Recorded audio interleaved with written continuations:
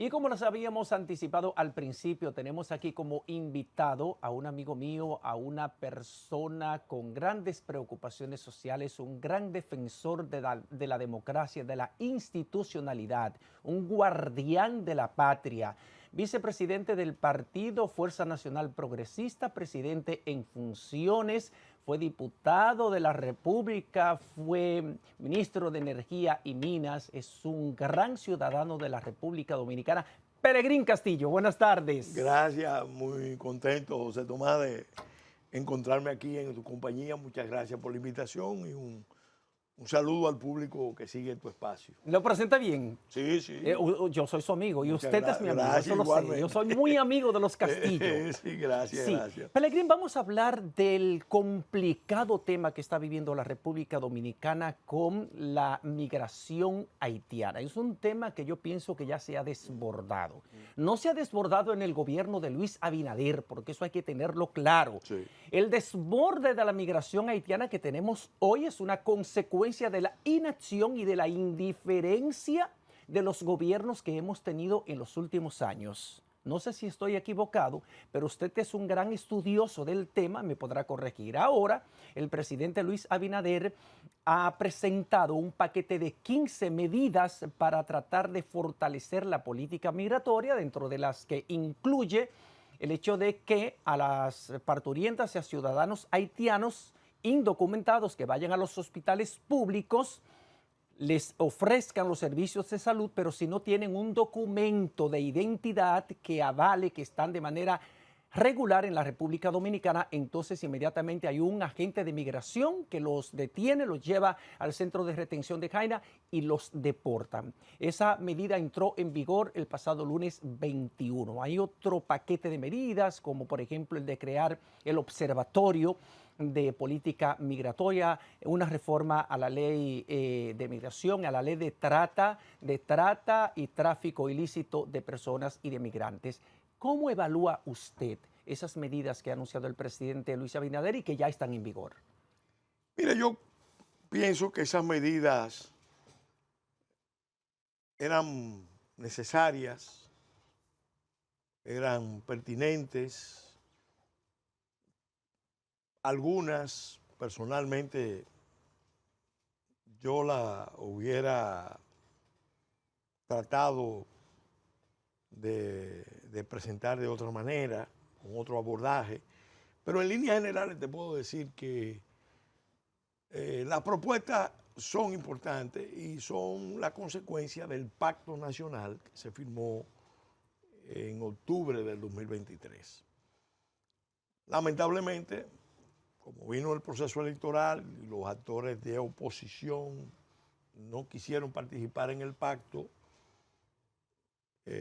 ese pacto no entró en vigencia de inmediato y los acontecimientos, los hechos, obligaron ya al gobierno a no dilatar más la entrada en vigor de las medidas del pacto.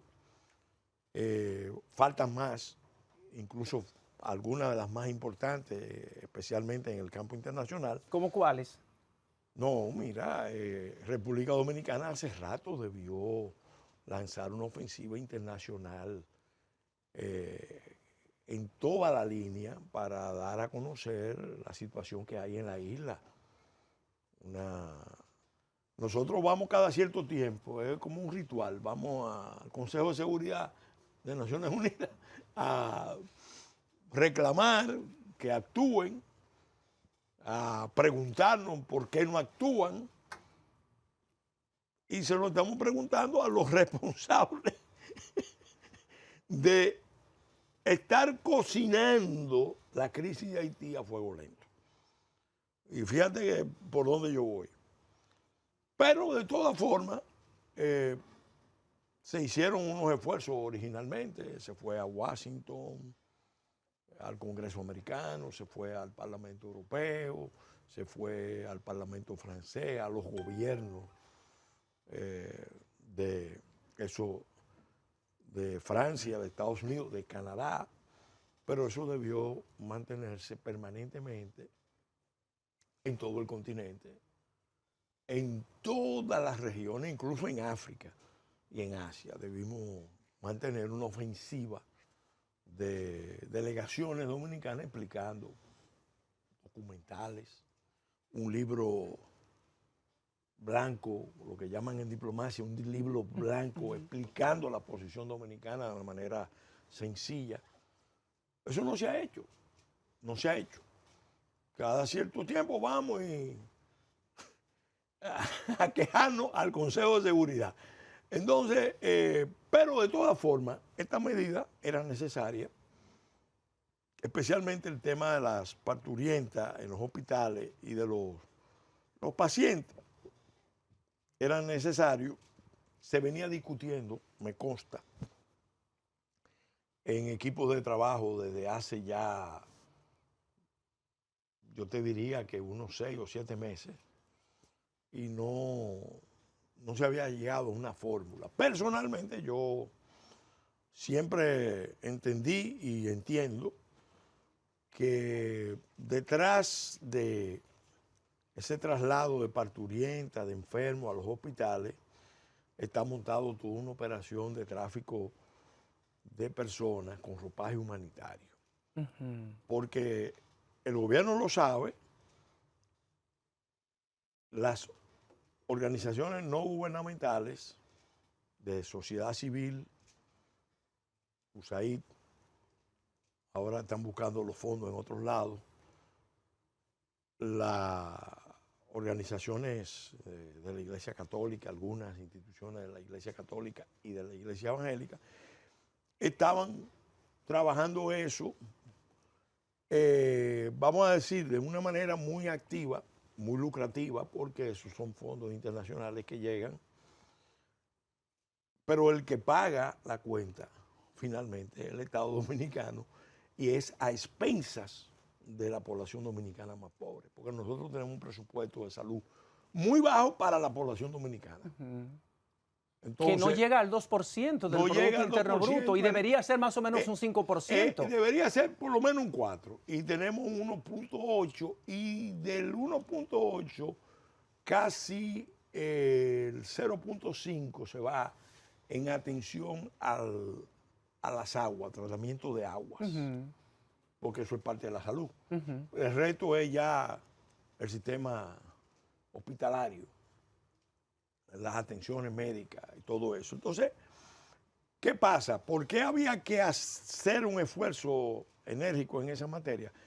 Porque las autoridades ya sabían que el sistema estaba colapsando y que además tiene un efecto llamada. Si en Haití hay 8 hospitales de los más importantes cerrados, sin ninguna justificación, solo porque las bandas decidieron que no van a operar los hospitales de Haití. Y aquí están todos los hospitales abiertos y los reciben sin límites, sin restricciones, sin costo. Entonces, la pregunta que se hace todo el mundo, pero ¿y por qué vamos a ir a ayudar a Haití en Haití si en República Dominicana todos los bienes públicos, todos los servicios públicos están disponibles? La experiencia estaba demostrando que eso ni ayuda a Haití y, por el contrario, nos desestabiliza a nosotros. Afecta a los servicios públicos, menoscaba los bienes públicos y, sobre todo, también en los mercados laborales produce un efecto llamada importante. Yo te diría que de las medidas del presidente, para mí, las más estratégicas, las más importantes son el anuncio que él hizo del apoyo del gobierno a la mecanización, tecnificación y automatización de la agropecuaria. Eso, si se hace consistentemente, tiene un alcance revolucionario, porque nosotros tenemos condiciones para producir muchos de nuestros alimentos, pero no podemos pretender que vamos a tener seguridad alimentaria ni competitividad explotando mano de obra extranjera en condición migratoria irregular y aún regular, cuando todo indica que lo que procede es eficientizar la producción de los diferentes rubros. Nosotros tenemos 28 microclimas y podríamos producir alimentos para 30 millones de personas. Y sin embargo, no estamos haciendo muchas de las cosas que hemos debido hacer porque, de hecho, lo que tenemos es un sistema que, como explicaba Andrés Corten en la década de los 70, 80, es medularmente extractivo de renta. Cuando tú tienes una economía que succiona renta de la población sobre la base de esquemas de sobreexplotación del recurso humano y de los recursos naturales, a la larga eso no es sostenible, se genera un estado débil y el estado débil deviene en estado fallido. El mejor espejo de eso es Haití. Pero nosotros tenemos que mirarlo en ese espejo, porque no nos podemos creer todo el discurso que hay de que nosotros somos la supereconomía con muchas fortalezas. No, nosotros tenemos muchísimas condiciones y hemos logrado muchas cosas, pero nosotros tenemos vulnerabilidades importantes. Una de ellas te la mencioné en el sector agropecuario, el relevo de productores.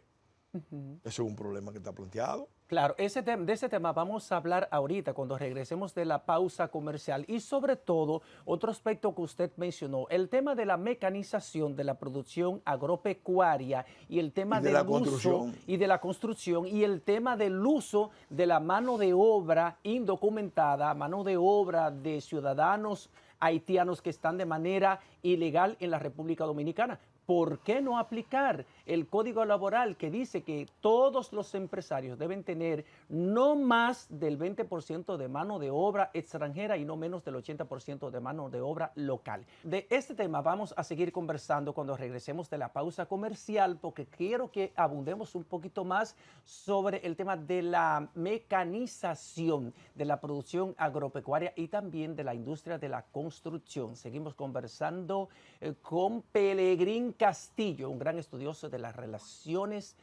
políticas, sociales e históricas entre Haití y la República Dominicana. Quédese aquí.